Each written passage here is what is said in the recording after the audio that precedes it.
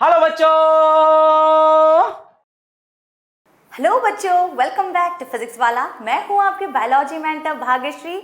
और जैसे कि आपने कहा था कि आप सबको एक ऐसा लेक्चर चाहिए जिसमें आप सब लोग एक साथ सारे चैप्टर्स के डायग्राम पढ़ सको। So here I am today with the diagrams of all the chapters of biology. तो चलिए देखते हैं कुछ important diagrams examination point of view से जो बहुत ज़्यादा इम्पॉर्टेंट है, और कौन से डायग्राम्स है जो बहुत ज़्यादा तो नहीं लेकिन हाँ इम्पॉर्टेंट तो है। तो शुरू करते हैं with our first chapter, that is life processes.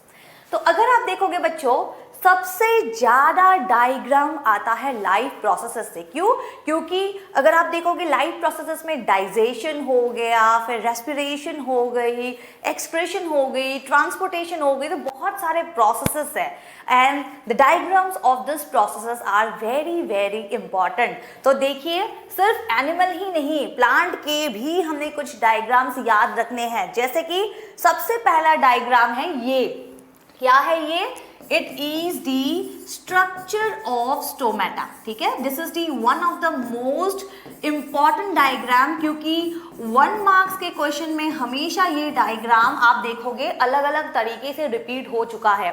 कभी कभार आपको डायग्राम दे दिया जाता है, आपको लेवलिंग करना होता है। कभी कभार आपको बोला जाता है कि आप एक ओपनिंग, जो ओपन स्टोमेटा है उसको आप ड्रॉ करो। सो किसी भी तरीके से ये डायग्राम आ सकता है। ठीक है, so definitely this is one of the most important diagram जो बिल्कुल हमें इग्नोर नहीं करना है। एंड द सेकेंड डायग्राम की अगर हम बात करें, अगेन 1 मार्क के क्वेश्चन के लिए बहुत ज्यादा इंपॉर्टेंट डायग्राम है, that is the nutrition of amoeba. मैंने जब लाइफ प्रोसेस कंप्लीट करवाया था वन शॉट में, तभी मैंने आपको कुछ क्वेश्चंस भी दिए थे, जहां एक क्वेश्चन ये भी था कि आपको डायग्राम दे दिया गया है और आपसे पूछा गया है कि अमीबा का जो न्यूट्रिशन है उसमें से ये कौन सा स्टेप है। ठीक है, तो yes, so we have to remember every step of this diagram. क्या है ये? It is the nutrition of amoeba. और अमीबा में किस तरीके का न्यूट्रिशन होता है? It is the holozoic mode of nutrition. तो ये डायग्राम भी बहुत ज्यादा इंपॉर्टेंट है। वैसे इस डायग्राम में हो क्या रहा है, छोटा सा हम एक्सप्लेनेशन देखते हैं क्या होता है। सबसे पहले अमीबा क्या करता है? अमीबा को फूड पार्टिकल दिखता है और वो सोचता है आइला खाना। और उसके बाद क्या होता है? अमीबा पहुंचता है दौड़ दौड़ कर खाने के पास, पर बेचारे के पास ना मुंह है, ना हाथ है, ना पैर है, तो किस तरीके से वो फूड को खाएगा? So they form a false leg-like structures which are called pseudopodia। ठीक है, असली पैर तो नहीं है बट false leg-like structures बना सकते हैं वो अपने किससे? सेल से, which are called pseudopodia, and with the help of them they engulf the food particle। वो फूड पार्टिकल को खाते हैं। उसके बाद अब बेचारे के पास पेट भी नहीं है, तो क्या होता है? एक बलून लाइक स्ट्रक्चर बन जाता है जिसे हम कहते हैं फूड वैक्यूल। इसी में उसकी डाइजेशन हो जाती है और उसके बाद खाना जो है, जो एक्स्ट्रा वेस्ट प्रोडक्ट्स है, they will be ejected out of the body. तो बहुत सिंपल न्यूट्रिशन है, बट डायग्राम 1 पॉइंट के आंसर के लिए बहुत ज़्यादा इंपॉर्टेंट है। अब देखिए, जब लाइफ प्रोसेस के बारे में बात करेंगे और ह्यूमन डाइजेस्टिव सिस्टम के बारे में हम बात नहीं करेंगे तो डेफिनेटली ये सही नहीं होगा। सो यस, अगर हम ह्यूमंस में देखें, डाइजेस्टिव सिस्टम बहुत ज़्यादा इम्पॉर्टेंट है। प्लस देखिए, स्टेप्स बहुत ज़्यादा इम्पॉर्टेंट है कि कौन से स्टेप में किस चीज़ की डाइजेशन होती है। यहाँ मैं इतना इन डिटेल नहीं बताऊंगी, फिर भी एक समरी आपके लिए बता ही देते हैं किस चीज़ में किस चीज़ की डाइजेशन होती है। माउथ की अगर हम बात करें, ठीक है, माउथ में, दिस इज अ माउथ, अगर आपको ठीक से लेवलिंग नहीं दिख रहा है, so this is a mouth. और माउथ में किस चीज़ की डाइजेशन होती है? माउथ में डाइजेशन होती है स्टार्च की।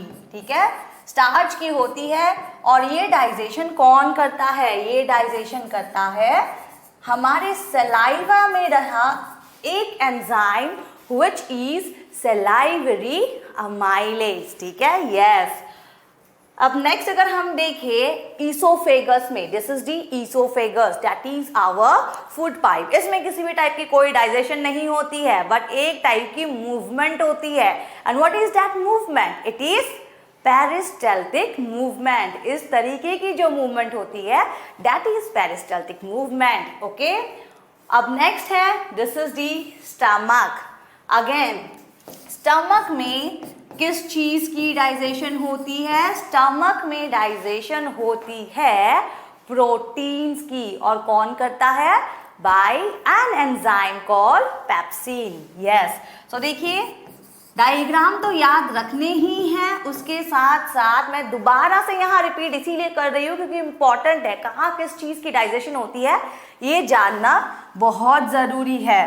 तो स्टमक में पेप्सिन होता है और ये पेप्सिन क्या करती है? ये पेप्सिन डाइजेस्ट करती है प्रोटीन की। लेकिन उसके अलावा भी स्टमक में और दो चीजें होते हैं। What are they? They are क्या है वो? They are HCl and mucus.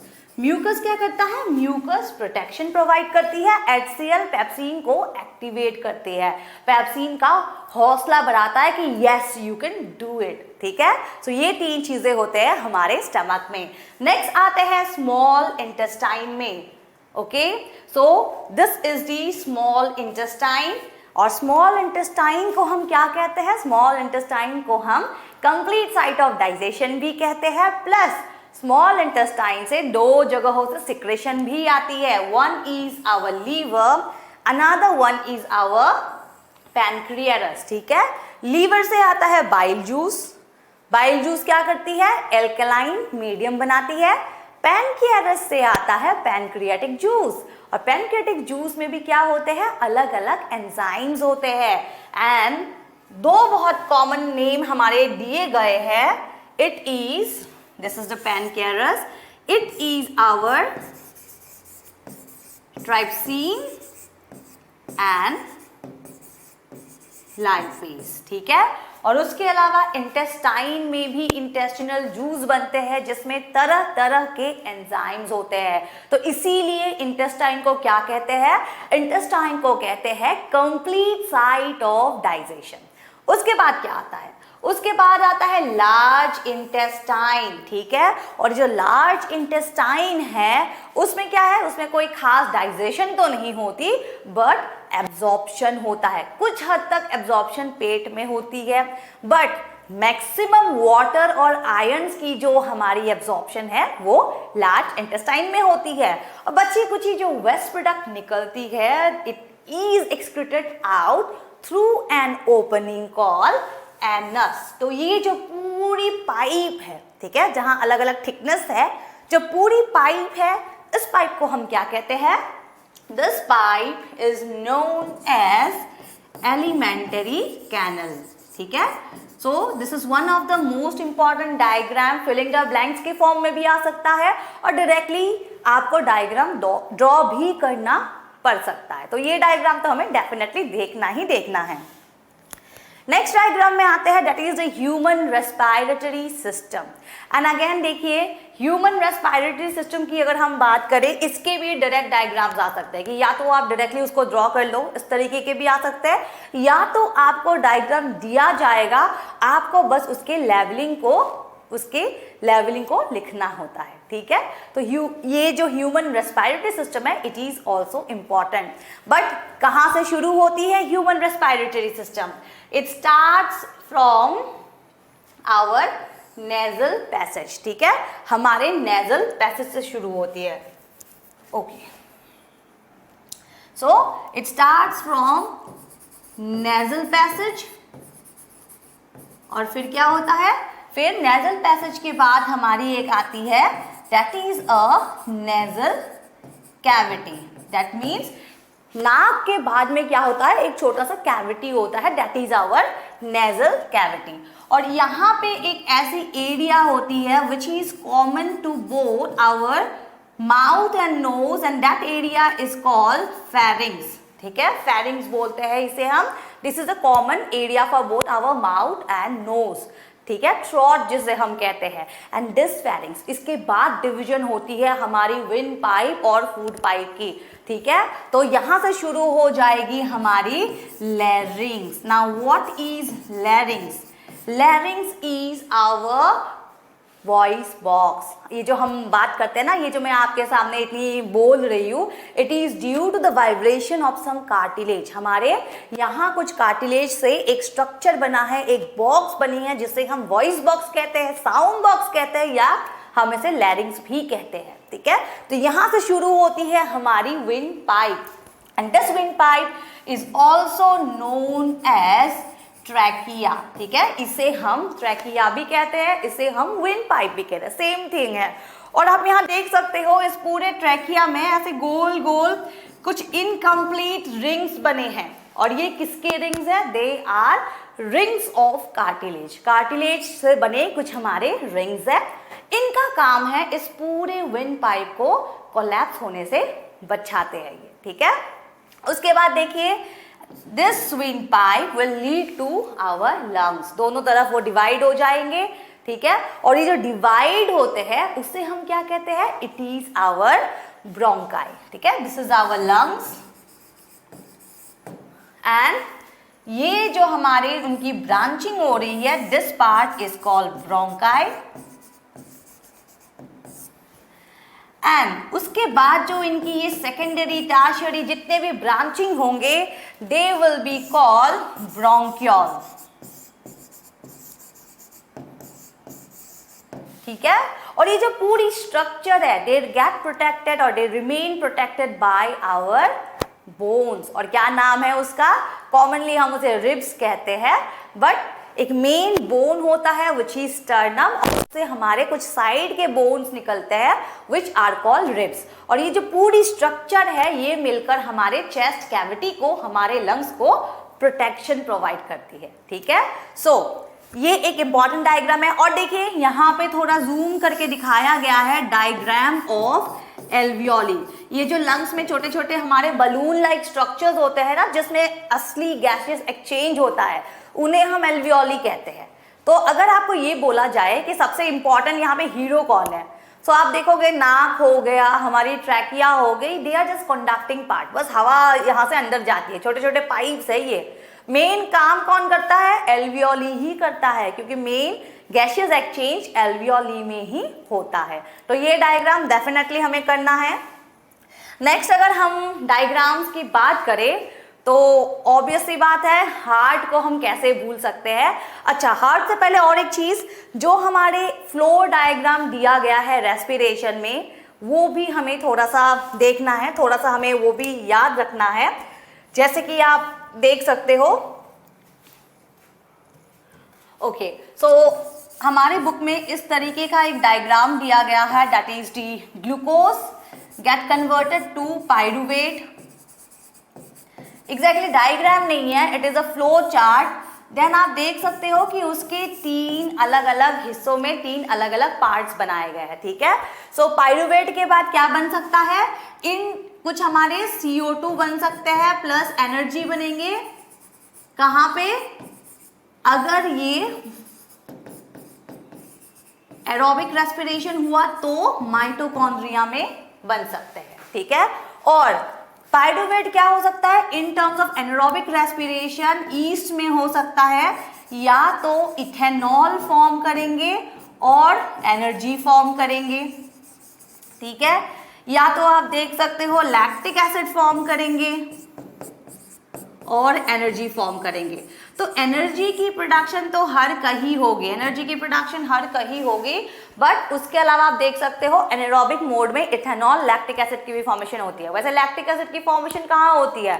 Lactic acid की फॉर्मेशन हमारे मसल्स में होती है। तो ये जो हमारी फ्लो चार्ट है ये भी इंपॉर्टेंट है, ठीक है। कभी कभार डायरेक्ट क्वेश्चंस आ जाते हैं यहाँ से, तो ये भी थोड़ा हमें देखना है। और इसमें से और एक चीज इंपॉर्टेंट है कि ये जो प्रोसेस है ग्लूकोज टू पाइरूवेट की कन्वर्जन, ये कहाँ होती है?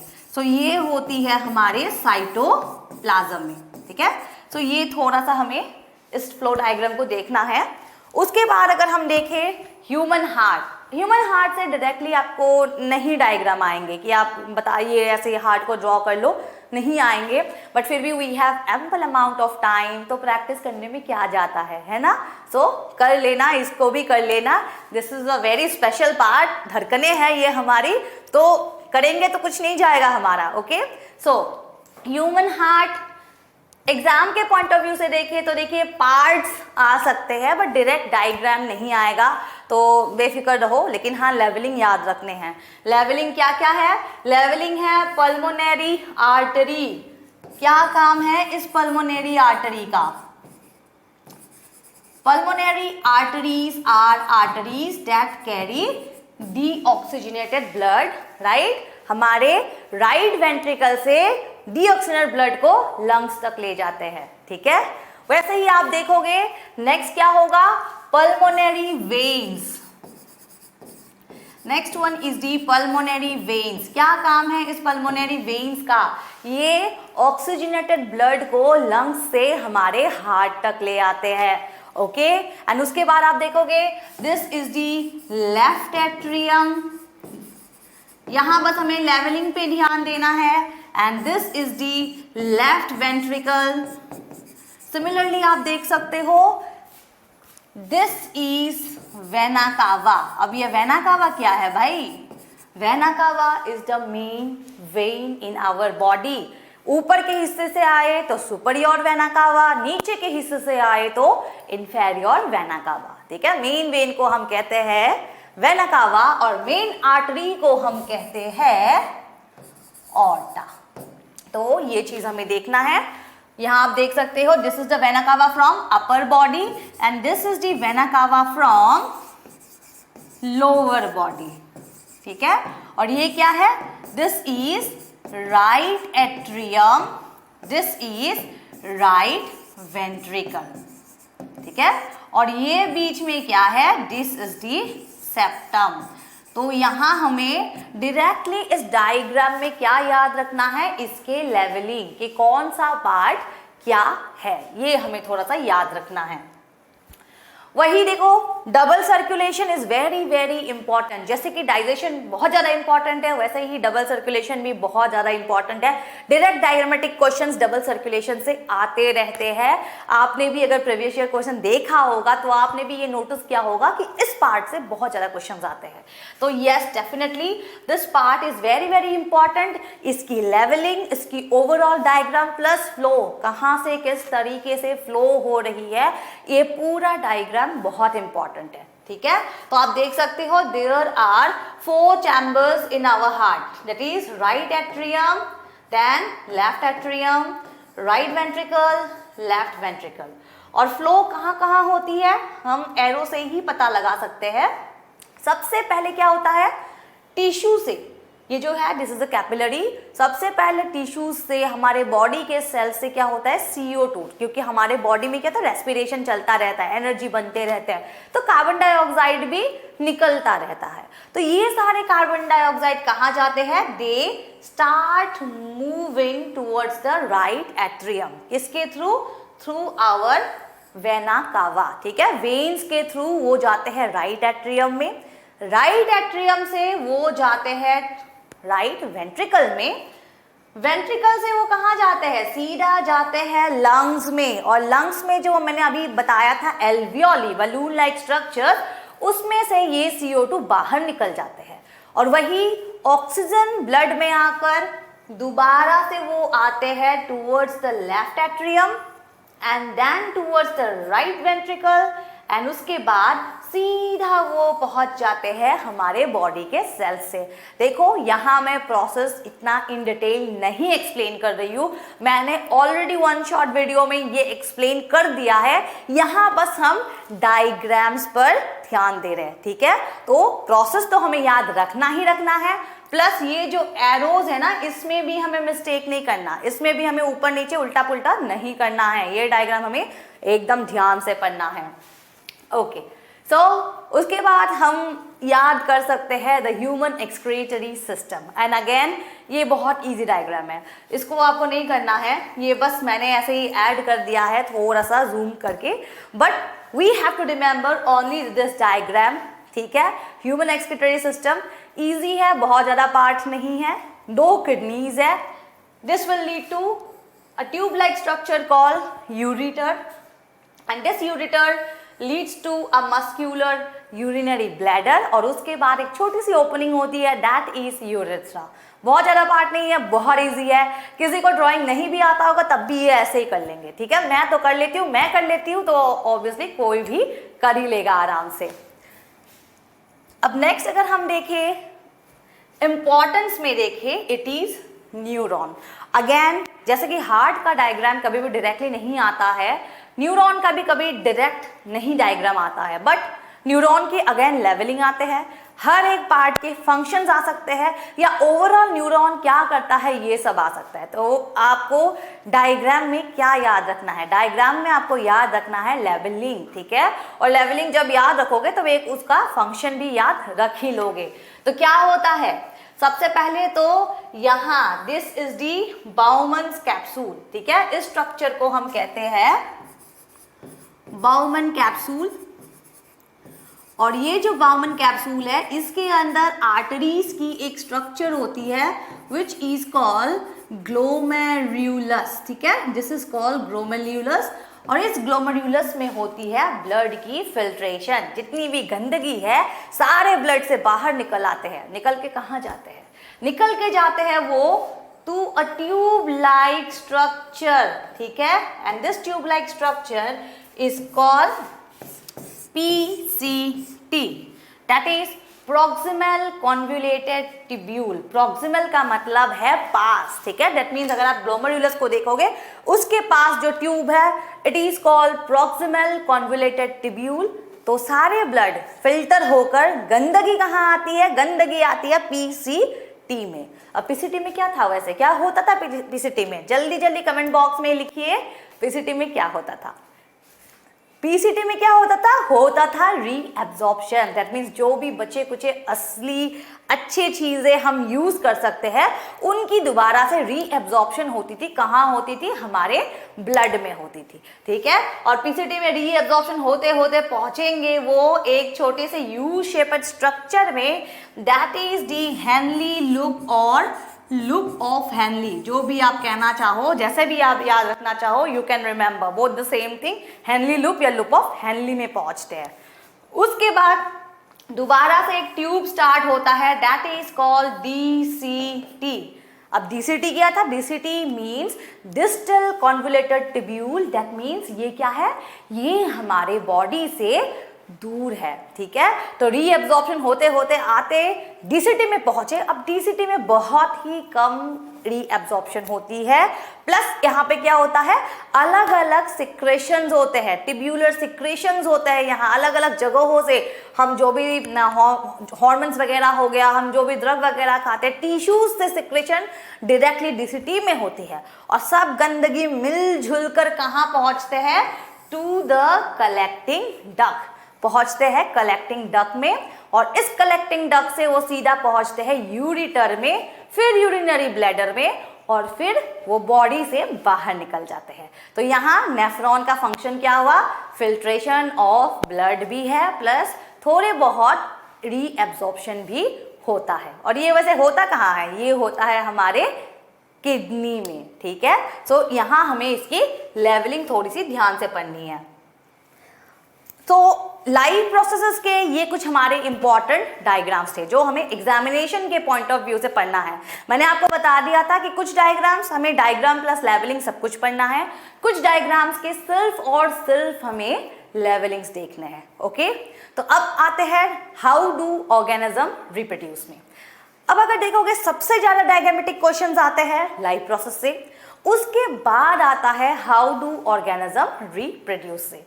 और यहां से भी अगर हम देखें तो अमीबा का जो बाइनरी फिशन है वहां से बहुत तरीके के क्वेश्चंस आते हैं। कभी कभार आपको स्टेप्स उल्टे पुल्टे करके दे देंगे और आपको पूछा जाता है कि इसको आप रीअरेंज करके असली आंसर बताओ कि कौन सा स्टेप किसके बाद आएगा, ठीक है। और कभी कभार ऐसा भी होता है कि आपको सिर्फ एक स्टेज दे दिया जाएगा और पूछा जाएगा कि कौन सा स्टेज है, फर्स्ट स्टेज है, सेकंड स्टेज है, थर्ड स्टेज है। तो किसी भी तरीके का क्वेश्चन आ सकता है फ्रॉम द रिप्रोडक्शन और फिशन ऑफ अमीबा। वैसे किस टाइप की फिशन थी अमीबा में? अमीबा में थी बाइनरी फिशन। क्या है बाइनरी फिशन? जहां एक सेल से 2 डॉटर सेल्स बनते हैं। तो यस, ये डायग्राम भी बहुत बहुत इंपॉर्टेंट है for MCQs, for 1 mark questions, ठीक है। तो ये डायग्राम हमें बिल्कुल स्किप नहीं करना है। उसके बाद देखिए नेक्स्ट, अगर हम डायग्राम की बात करें, आसेक्सुअल में से बहुत कॉमन है, हाइड्रा का भी दे सकते हैं लेकिन बहुत ज़्यादा इजी भी है, प्लस प्लेनेरिया का हो गया वो भी आ सकता है, फ्रेगमेंटेशन का हो गया वो भी आ सकता है, बट आई गैस वो सारे इजी है, हम उनको देखकर ही पहचान लेंगे कि ओके सो ये फ्रेगमेंटेशन है, दिस इज दी रीजेनरेशन। और कभी कभार राइजोपस की भी आपको डायग्राम दे दिया जाता है, सो वहां पे भी हम पहचान सकते हैं कि okay so this is spore formation. तो इनको अगर हम हटाकर, एसेक्सुअल रिप्रोडक्शन को अगर हम हटाकर कुछ इंपॉर्टेंट डायग्राम्स देखें from how do organism reproduce, then सबसे इंपॉर्टेंट डायग्राम्स में से कुछ है, number 1 is the parts of flower, ठीक है।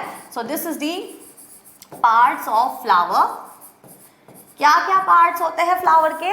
सबसे पहले तो फीमेल पार्ट की अगर हम बात करें, ठीक है, फीमेल पार्ट की अगर हम बात करें तो फ्लावर के फीमेल पार्ट कौन कौन से होते हैं? स्टिग्मा, और ये जो लंबी ट्यूब है स्टाइल एंड द ओवरी, ठीक है।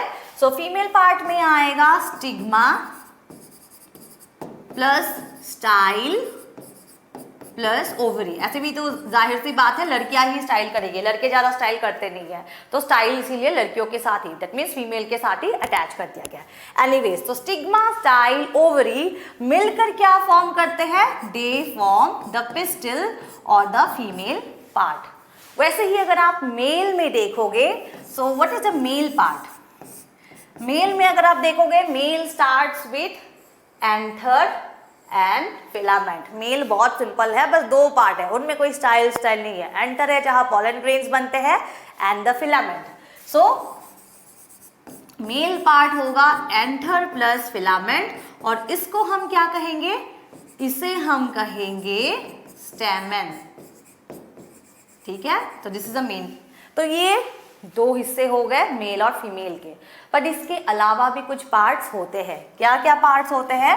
जैसे कि यहां आप देखोगे, this green colour like area, this is called sepal, and this bright colour, ये जो हमारी पंखुड़ियां होती है, ब्राइट कलर जो फूल हमें दिखते हैं, what are they are petals, ठीक है। तो बाई चांस अगर आपको लेवलिंग याद नहीं रहती है, आप इस तरीके से भी लेवलिंग को याद रख सकते हो, ठीक है। So this diagram is very very important. ये डायग्राम तो हमें एकदम याद रखना ही रखना है। अब इसको छोड़कर अगर हम कुछ और इंपॉर्टेंट डायग्राम देखें जो हम most of the time ignore कर देते हैं, ठीक है, ये डायग्राम तो बहुत बार रिपीट हो चुका है तो इसे तो हम पढ़ लेते हैं, पर छोटी सी जो ये डायग्राम हमारे एनसीईआरटी में दी गई है वो हम most of the time ignore करते हैं, बट इसकी भी फिलिंग द ब्लैंक्स टाइप में क्वेश्चंस आ जाते हैं, तो इग्नोर हमें कुछ नहीं करना, ठीक है। तो सबसे पहले क्या है? The germination of pollen. क्या डायग्राम है? This is the germination of pollen in stigma. किस तरीके से पॉलन की जर्मिनेशन होती है, तो यहां आप देख सकते हो सबसे पहले क्या होता है? सबसे पहले पॉलन ग्रेन जो है उसकी ट्यूब फॉर्म होती है। अब हो सकता है 2-3 पॉलन जर्मिनेट हो जाए, बट ट्यूब जो है सिर्फ एक ही पॉलन ग्रेन की ग्रो करती है, ठीक है, बाकी सारे यहाँ पे अपने आप डिसइंटीग्रेट हो जाते हैं। तो ट्यूब की फॉर्मेशन होती है, ट्यूब कंटिन्यू ग्रो करता है एंड इट रिचेस दी, कहाँ पहुंचता है? रिचेस दी फीमेल पार्ट। और फीमेल पार्ट में एग्जैक्टली क्या होता है? फीमेल पार्ट में होता है फर्टिलाइजेशन, ठीक है, यस, फीमेल पार्ट में होता है फर्टिलाइजेशन, और इस फर्टिलाइजेशन को वैसे हम क्या कहते हैं? इस फर्टिलाइजेशन को हम कहते हैं डबल फर्टिलाइजेशन, ठीक है, this is called double fertilisation. लेकिन ऐसा क्या होता है इसमें जिसे हम कहते हैं डबल फर्टिलाइजेशन? किस तरीके से ये बनता है डबल फर्टिलाइजेशन? सबसे पहले यहां पे क्या होता है? 2 मेल जर्म सेल्स आते हैं, ठीक है, ये जो मेल जर्म सेल्स यहां लिखा हुआ है, यहां पे ऐसे 2 न्यूक्ली आते हैं मेल के। एक न्यूक्ली होता है जो कहां फ्यूज होता है? One of the nuclei get fused with the egg cell, ठीक है, एग सेल के साथ फ्यूज होता है। दूसरा न्यूक्ली कहाँ जाता है? दूसरा न्यूक्ली जाता है ये बीच वाले सेल के पास, जिसे हम क्या कहते हैं? सेंट्रल सेल, और जिसे हम कभी कभार उसके अंदर दो न्यूक्ली होती है उन्हें हम कहते हैं पोलर न्यूक्ली। तो सबसे पहले एक मेल जो न्यूक्ली है it get fuse with egg nuclei. दूसरा मेल न्यूक्ली क्या करेगा? जाकर इस सेंट्रल सेल के साथ फ्यूज हो जाएगा। तो यहाँ क्या हो रहा है? दो बार फ्यूजन हो रही है and that's why it is called double fertilisation. और ये किस में होती है? ये हमारी it is a characteristic features of all flowering plant which are also called angiosperms. तो ये डायग्राम्स के लेवलिंग हमें बिल्कुल याद रखनी है, प्लस डायग्राम भी याद रख लो, कोई बहुत इजी डायग्राम है, बहुत हार्ड कुछ नहीं है इसमें। अब आते हैं सीड की स्ट्रक्चर पे। तो देखिए सीड का जो ये स्ट्रक्चर है ये हमें बिल्कुल नहीं इग्नोर करना है, ये तो हमें याद रखना ही रखना है, क्योंकि फिलिंग द ब्लैंक्स में भी इस टाइप के डायग्राम्स आ सकते हैं। याद में हमें रखना क्या है? इसकी लेवलिंग, दैट मीन्स कोटिलेडन। ये कोटिलेडन क्या होता है? कोटिलेडन होते हैं सीड लीफ, ठीक है, सीड लीफ जो होते हैं दे आर कॉल्ड कोटिलेडन। और क्या फंक्शन होता है इस कोटिलेडन का? दे स्टोर्ड फूड, ठीक है, फूड स्टोर रखते हैं वो। उसके बाद ये जो ऊपर वाला टिप है what is it? It is called plumule. और ये क्या बनेगा? ये बनेगा हमारा फ्यूचर शूट। वैसे ही आप देखोगे नीचे वाले में जो टिप है इट इज आवर रेडिकल, और ये जो रेडिकल है फ्यूचर में क्या बनेगा? It will become our future root, ठीक है। सो इसके लेवलिंग्स हमें थोड़ा सा याद रखना है, what which are the different parts और हर एक पार्ट का क्या फंक्शन होता है। ओके अब अगर ह्यूमन रिप्रोडक्शन में हम देखें तो अगेन मेल रिप्रोडक्टिव सिस्टम से डायरेक्ट डायग्रामेटिक क्वेश्चंस नहीं आते हैं, बट मेल रिप्रोडक्टिव सिस्टम के फंक्शंस आ सकते हैं कि जैसे आप देखोगे प्रोस्टाट ग्लैंड्स जो है उसकी क्या फंक्शन है, या आप ये मान लो कि टेस्टोस्टेरॉन की क्या फंक्शन होती है, प्लस ऐसे भी आ सकता है कि स्पर्म सेल्स जो होती है उनकी प्रोडक्शन कहाँ होती है। तो इस तरीके के क्वेश्चंस आ सकते हैं, बट डायरेक्ट डायग्रामेटिक क्वेश्चन नहीं आते हैं। सो you can skip if you want, but again we have ample amount of time, so हम कर ही सकते हैं, कोई बड़ी बात नहीं है, we can remember the diagram also. But बहुत ज़्यादा important है the female reproductive system. Again diagram कभी कभार आपको दे दिया जाता है, आपको बस लेवल करके उसके फंक्शंस लिखने होते हैं, कभी कभार आपको पूरा डायग्राम ही ड्रॉ करना पड़ता है, तो इसीलिए इसकी पूरी डायग्राम हमें याद रखनी है along with the labelling plus functions. And again labelling की अगर हम बात करें बहुत ज़्यादा लेवलिंग इसमें नहीं है, सिंपल सा लेवलिंग है। This is ovary, this is cervix, that is the opening of the uterus, this one is vagina, this is fallopian tube,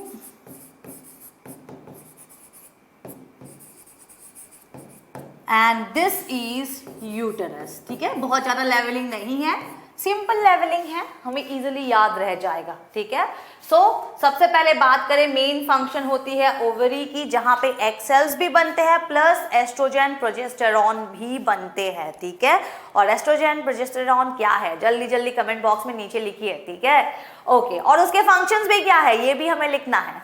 उसके बाद फैलोपियन ट्यूब, फैलोपियन ट्यूब क्या है? It is a conducting part, ovary से निकलकर egg fallopian tube से ही travel करके uterus पहुंचती है, plus Fallopian tube is also a site of fertilisation. तो छोटे छोटे हमारे ये कुछ फैक्ट्स है जो हमें इस डायग्राम से रिलेटेड याद रखनी है कि ताकि क्वेश्चन बाय चांस आ भी जाए तो हम इजीली अटेम्प्ट कर ले।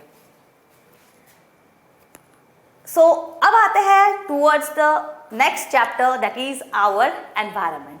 अब आवर एनवायरनमेंट की अगर हम बात करें तो देखिए फ्लो चार्ट आ सकते हैं, जैसे कि आपको हो सकता है टाइगर, ऐसे आपको एक फूड चेन दे दिया जाए कि कोई आपको हार्बीवोर दे दिया जाए, देन बीच में कोई एक स्पीसीज एंड देन कार्निवोर। और फिर आपको हो सकता है कि एक फिलिंग द ब्लैंक्स दे दिया जाए कि आप खुद लिख दो कि इसमें क्या होना चाहिए, ठीक है। तो इस टाइप के क्वेश्चंस आ सकते हैं। कभी कभार हो सकता है कि आपको डायग्राम दे दे और आपको आइडेंटिफाई करना है कि ये कौन सा कंज्यूमर है, प्राइमरी कंज्यूमर है, सेकेंडरी कंज्यूमर है, टर्सरी कंज्यूमर है, किस टाइप की कंज्यूमर है, इस टाइप के भी क्वेश्चंस आ सकते हैं, फ्लो डायग्राम टाइप के क्वेश्चंस। उसके अलावा अगर हम बुक से देखें so we can remember this part, क्योंकि हो सकता है आपको प्रोड्यूसर दे दे और आपको ये फिलिंग द ब्लैंक्स डाल के सेकेंडरी कंज्यूमर, टर्शियरी कंज्यूमर दे दे, तो आपको लिखना पड़ेगा कि इस स्टेप में क्या था। So it will be our primary consumer. तो ये थोड़ी सी हमें डायग्राम देखनी है, प्लस एनर्जी फ्लो वाला जो चार्ट है वो भी हमें इस चैप्टर से थोड़ा सा याद रखना है, ठीक है। सो एनर्जी फ्लो वाला डायग्राम भी, जैसे कि प्रोड्यूसर के बाद हार्बीवोर्स आते हैं, देन कार्निवोर्स आते हैं, देन टॉप कार्निवोर्स आते हैं। प्लस क्या होता है कि सबसे ज्यादा एनर्जी प्रोड्यूसर के लेवल में होता है, और जब हम ऊपर की तरफ जाते हैं हमेशा एनर्जी कम होता जाता है। क्यों? क्योंकि कहीं ना कहीं वो खुद के लिए एनर्जी रख कर सिर्फ थोड़ा सा एनर्जी ही नेक्स्ट टॉपिक लेवल में पास करता है। तो इसीलिए ये जो एनर्जी फ्लो वाला डायग्राम है, जो हमेशा क्या होता है नीचे से ऊपर की तरफ जाता है, ये डायग्राम, इसकी भी हमें फ्लो चार्ट थोड़ा सा स्टडी करना है इस चैप्टर के थ्रू, ठीक है। और उसके बाद अगर हम देखें हेरिडिटी एंड एवोल्यूशन की, तो देखिए मेंडल का जो एक्सपेरिमेंट है, प्यूनेट स्क्वायर्स जो हमारे दिए गए हैं वो डायरेक्टली हम याद रख सकते हैं, बट अगेन मेंडल से बहुत ज़्यादा डायग्रामेटिक क्वेश्चंस नहीं आते हैं, आवर एनवायरनमेंट से भी बहुत ज़्यादा डायग्रामेटिक क्वेश्चंस नहीं आते except this flow charts. Main diagrammatic questions आते हैं how do organism reproduce and life processes से। तो ये दो चैप्टर है ना, पूरा ब्रेन में हमें बिठा लेना है ताकि उससे कोई भी क्वेश्चन आए हम इजीली सॉल्व कर पाए। I just hope you like the video. Thank you. पढ़ाई करते रहें। All the very best.